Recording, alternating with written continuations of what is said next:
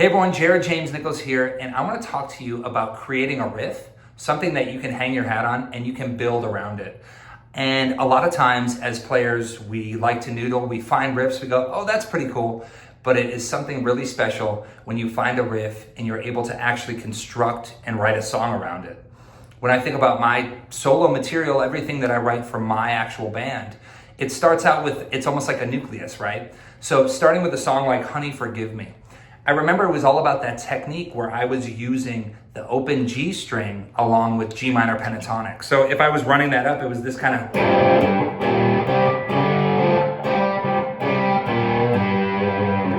So I started to think about different riffs, and I wanted to come up with something that was almost hypnotic, and I was thinking about like Rolling Stones' Miss You, right?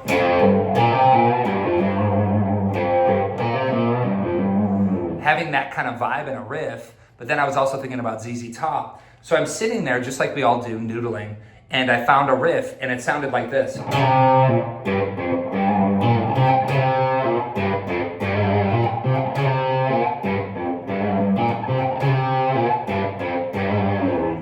I was like, okay, that's a cool riff, I'm gonna start there. Then I added that G string with the riff.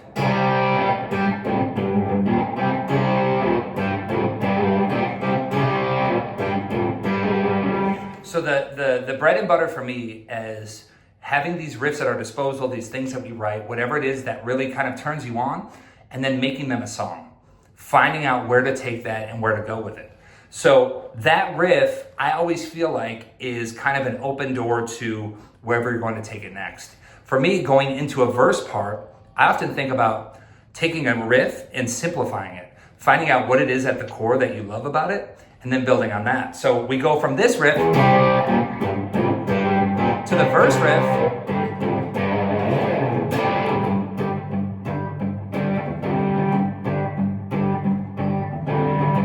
So when I have a riff like that, what I think is really important is, A, if you're like me, you're gonna wanna sing over it. You need to have something that can be sung over. A lot of times with busy riffs, it's really hard to kind of create melodies and sing something over them that isn't fighting with what you're doing on the guitar. So having that, it's a really, really strong foundation. I was lucky enough to record that song with many others with the legendary Eddie Kramer. Eddie walked in the room and he said to me, Jared, guys like you, it's all about the riff. You gotta have the riff. So I showed Eddie this riff and other riffs.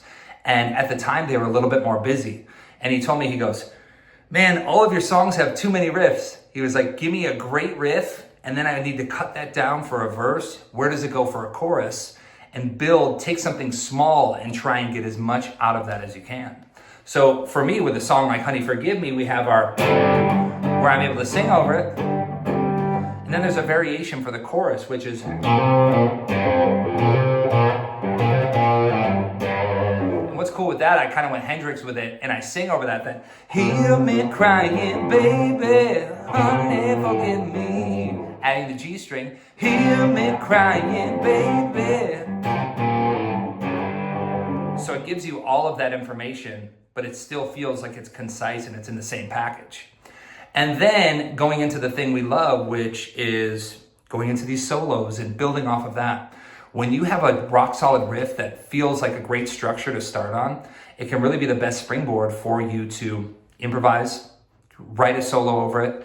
I used to be so against writing solos and having parts. I always thought that in the moment and almost frantic was better. And sometimes it is, especially in a live setting.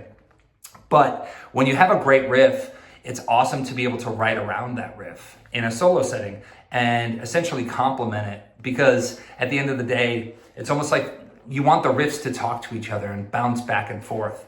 So the riff for the solo section in that song sounds like this.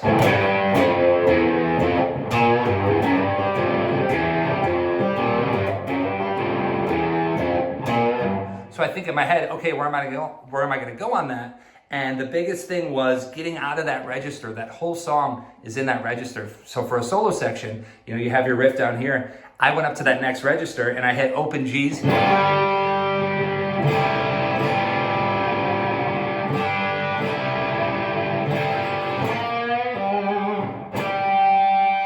So building around that riff, and when I play in my head, I hear that.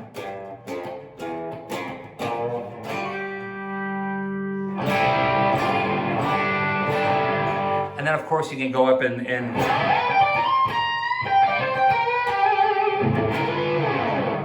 but it all starts with a great riff. So as you are creating, as you are thinking about all of this stuff, think about the necessary steps to take one riff, and it's almost like watering a plant. Let that grow, and let that grow into a song, and just play what inspires you and riffs that really make you get some energy. So having those riffs, really what that comes down to is having the groove, having that jumping, that launch point for you to be a soloist. With that, it's your vehicle. It's basically your chassis for you to then take it to the next level. So if I have this groove,